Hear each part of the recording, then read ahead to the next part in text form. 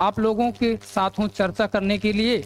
और आज तारीख है 13 अप्रैल 2024।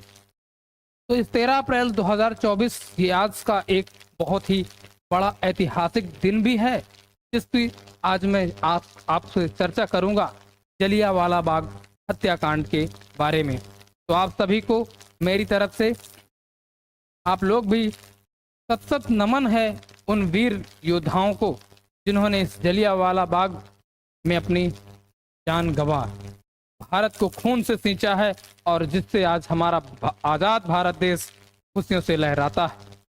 तो इसी के साथ मैं आप लोगों के लिए कुछ मोटिवेशन एक कोड लाया हूं और ये हर एक देशवासी के दिल तक छू जानी चाहिए बात ये चीज़ है कि अगर मिलती आज़ादी चरखा चलाने से, अगर मिलती आज़ादी चरखा चलाने से तो जलियांवाला बाग कांड ना होता, कि जलियांवाला बाग कांड ना होता। अगर मिलता स्वराज झंडा लहराने से तो भगत सिंह के गले में फंदा ना होता। और सेकंड है कि खैरात नहीं है वतन मेरा, खैरात नहीं है वतन मेरा, ना फरिश्तों का तमाशा है, ना फरिश्तों का तमाशा है। और वीरों ने लहू से सींचा इसे, शहीदों ने तराशा है। जलियांवाला बाग के शहीदों को नमन है मेरा।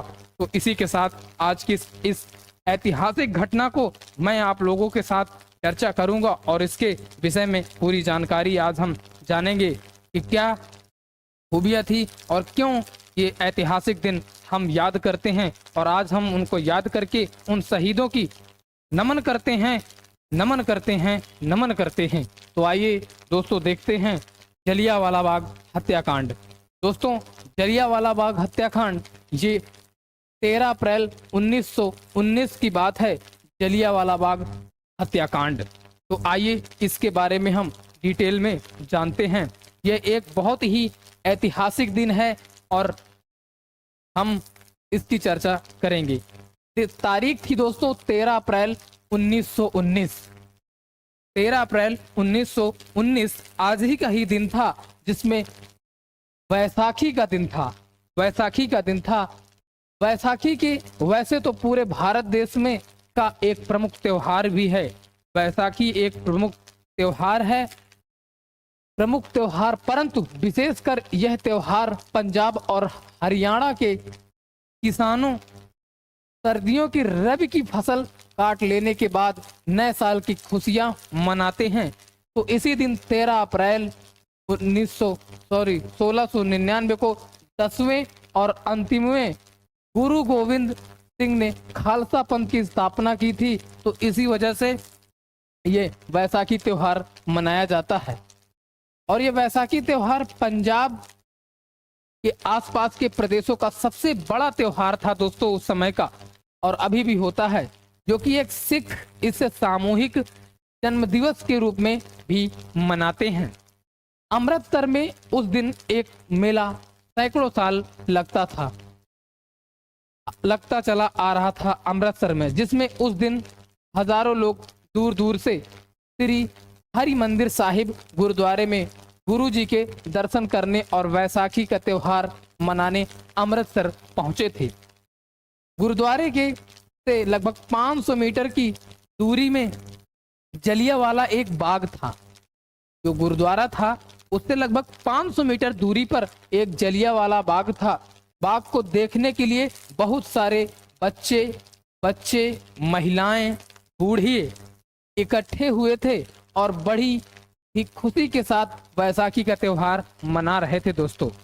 और इसी के साथ आगे बढ़ें तो यहाँ जहाँ आप लोग कुछ मैंने इमेज भी लगाई है, ये है जलियांवाला बाग हत्या बाग है। और ये जलियांवाला बाग एंटर करने का ये रास्ता है। आइए तो इसके साथ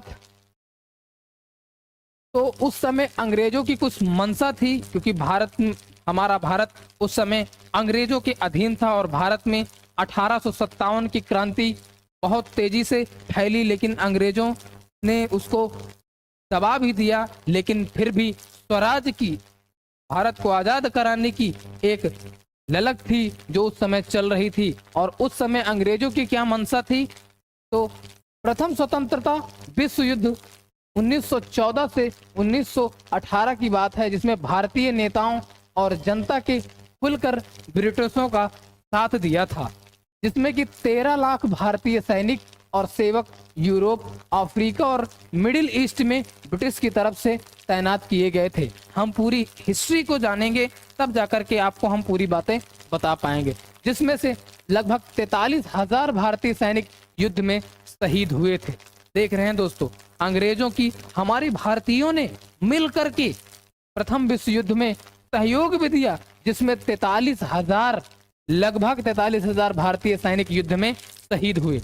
लेकिन युद्ध समाप्त होने पर भारतीय नेता और जनता ब्रिटिश सरकार से सहयोग और नरमी के रवैये की आशा कर रहे थे, लेकिन परंतु ब्रिटिश सरकार ने माउंटेग्यू चेम्सफोर्ड सुधार लागू कर दिया, ठीक है, कर दिया, और इस भावनाओं के विपरीत थे। लेकिन प्रथम विश्व युद्ध के दौरान पंजाब के क्षेत्र और में ब्रिटिशों का विरोध कुछ अधिक बढ़ गया था। क्यों बढ़ गया था? जिसे भारत प्रतिरक्षा विधान 1915 लागू करके कुचल दिया गया। उसके बाद 1918 में ब्रिटिश जज सिडनी रॉलेट एक्ट की अध्यक्षता में एक सेडिशन समिति की नियुक्ति की और जिसकी जिम्मेदारी यह थी कि अध्ययन करना था कि भारत में विशेषकर पंजाब और बंगाल में ब्रिटिशों का विरोध किन किन शक्तियों की सहायता से हो रहा था। तो इस समिति के सुझावों के अनुसार भारत की प्रतिरक्षा विधान 1915 का विस्तार करके भारत में रॉलेट एक्ट लागू किया गया। रॉलेट एक्ट क्योंकि 1857 के क्रांति जब भारत में होती है तो अंग्रेजों के अंदर एक डर और एक भय आ जाता है कि कहीं ये भारतीय अगर इकट्ठे हो गए तो हमको जड़ से उखाड़ के फेंक देंगे। तो उनको डर था कि फिर वैसी घटना कोई घटना न घटित हो। लेकिन दोस्तों, क्या गुनाह था उन छोटे छोटे बच्चे, बूढ़ों और महिलाओं का।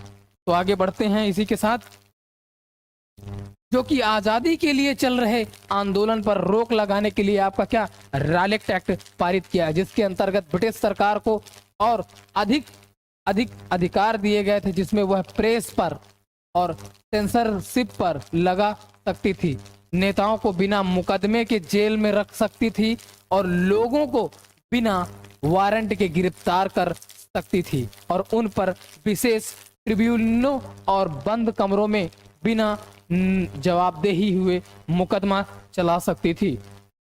तो इसके विरोध में पूरा भारत उठ खड़ा हुआ और देश भर में लोग गिरफ्तारियां दे रहे थे। अब हम समझेंगे गिरफ्तारियां, और अंग्रेजों का क्रूर इतना तेजी से बढ़ गया कि लोगों पर अत्याचार करने लगे, मारने लगे, पीटने लगे। यहाँ पे आप लोग देख सकते हैं अंग्रेजों के अत्याचार दिन पर दिन बढ़ते जा रहे थे।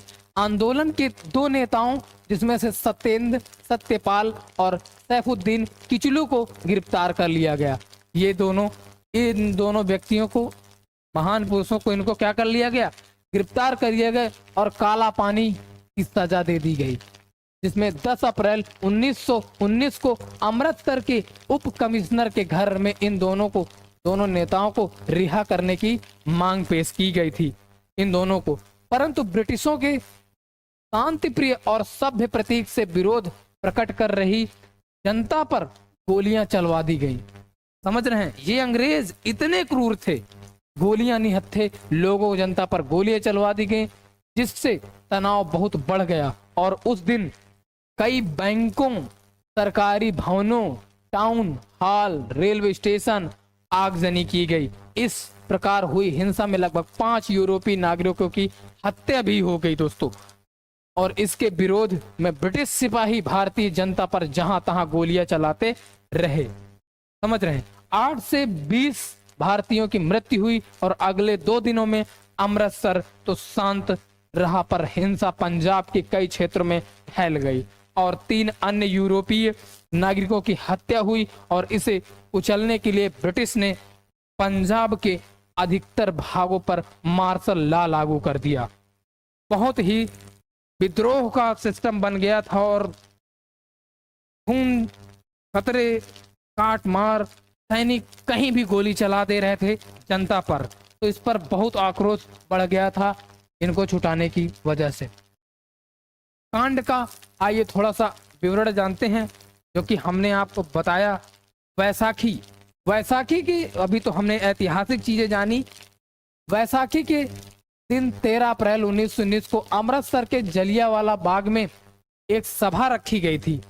जब ये जब कांड हो जाते हैं तो एक सभा का भी आयोजन किया गया था, लेकिन जो लोग वहां के पंजाब के लोग वैसाखी का त्योहार मना रहे थे तो उनको नहीं पता था, या उस चीज के बारे में वो अनजान थे। वो तो अपनी खुशियों पर लीन थे, रबी की फसल की, नववर्ष की खुशियों पर लीन थे। बेचारे बूढ़े, बच्चे, नौजवान, युवा और महिलाएं जो कि एकदम अपनी खुशियों पर झूम रहे थे। सभा रखी गई थी जिसमें कुछ नेता भाषण देने वाले थे। ये पंजाब के क्षेत्र में बहुत ही अच्छा है, जलियांवाला बाग देने वाले लोग थे। शहर में कर्फ्यू लगा हुआ था, फिर भी इसमें सैकड़ों लोग ऐसे भी थे जो वैसाखी के मौके पर परिवार के साथ मेला देखने शहर घूमने आए थे और सभा की खबर सुनकर वहां जा पहुंचे थे। उनको पता चला, वो तो उसे मेला देखने आए थे, मेला देख रहे थे बेचारे, और लेकिन वो सभा में पहुंच गए थे। और जब नेता बाग में पड़ी रोड़ियों के ढेर पर खड़े होकर भाषण दे रहे थे, तभी ब्रिगेडियर जनरल रेजिनाल्ड डायर ने 90 ब्रिटिश सैनिकों को लेकर के वहां पहुंच गया जाता है। जैसे ही वहां पर भाषण चल रही थी, बहुत सारे लोग आ गए थे, तो वहां पे भाषण चल रही थी, तो तभी जनरल रेजिनाल्ड डायर ने 90 ब्रिटिश सैनिकों के साथ वहां पर हाजिर हो जाता है और उन सब के हाथों में भरी हुई राइफलें थी। राइफलें लोडेड थी एकदम खचाखच, क्योंकि उस समय बहुत तेजी खूना खच्चर चल रहा था। नेताओं ने सैनिकों को देखा तो उन्होंने वहां मौजूद लोगों से शांत बैठे रहने के लिए कहा, लेकिन गोलीबारी की बात करें तो सैनिकों ने बाग को घेर लिया और बिना कोई चेतावनी दिए निहत्थे लोगों पर गोलियां बरसाना शुरू कर दिया। बताइए क्या गुनाह था उन बेचारे मासूम से बच्चों का, महिलाओं का, छोटे छोटे बच्चों का, बूढ़ों का क्या कसूर था जो ये जनरल डायर नामक क्रूर अधिकारी गोली चलाने का आदेश दे देता है। दोस्तों, चलानी शुरू कर देता है, जिसमें 10 मिनट में लगभग 1650 राउंड गोलियां फायर होती है। 1650 राउंड गोलियां फायर होती हैं, चलाई गई, जिसमें जलियांवाला बाग उस समय मकानों के पीछे पड़ा एक खाली मैदान था। वहां तक जाने या बाहर निकलने के लिए केवल एक सकरा रास्ता था और चारों ओर मकान थे। भागने का कोई रास्ता नहीं था दोस्तों, कोई रास्ता नहीं था। और कुछ लोग जान बचाने के लिए वहां मैदान में मौजूद एकमात्र कुआं, ये आपको कुआं का तस्वीर मैंने यहाँ पे लगा रखा, यही कुआं था। कुआं, उसमें लोग अपनी जान को बचाने के लिए बूढ़े, बच्चे, जवान उस कुएं में कूद गए और देखते ही देखते वो कुआं लाशों से लबालब भर गया, खून से एकदम लथपथ हो गया। और वहां पर जलियांवाला बाग में एकदम देखते ही देखते कुआं लाशों से पट गया। और जलियांवाला बाग कभी जलीली नामक आदमी की संपत्ति थी उस समय। देखते ही देखते, अब दोस्तों मैं कैसे बता दूं, ये क्रूर शासक, क्रूर सैनिक जो था जनरल डायर, इसने देखते ही देखते भगदड़ मच गई, गोलियां बौछारने होने लगी और बाग में लगी पट्टियों पर आज भी लिखा है 120 शव तो सिर्फ कुएं से ही मिले थे।